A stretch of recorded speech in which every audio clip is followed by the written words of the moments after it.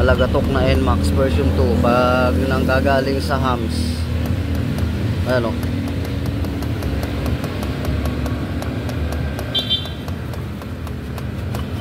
Tapos pag magbibigay ng konting gas pag aarangkada, pag nanggaling ng hams, lumalagatak yung transmission.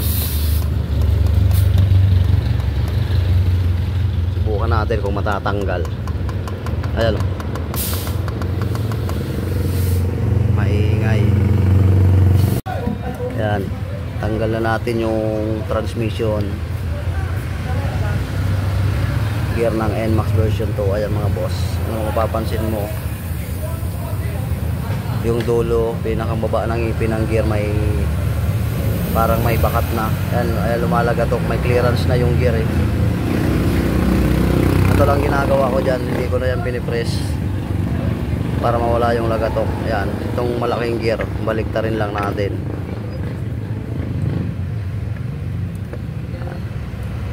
Para mawala yung lagatok.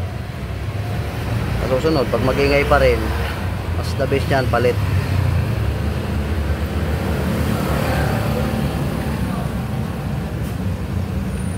Yan, okay na. Ganyan lang. Yun o, nabalik na nga.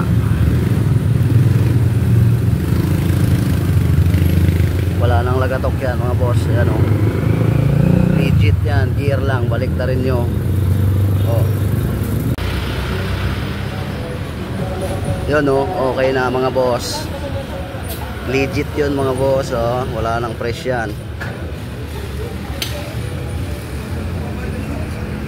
Gearings lang mga boss ang problema nun. Oh. Baliktarin nyo lang yung gear na malaki.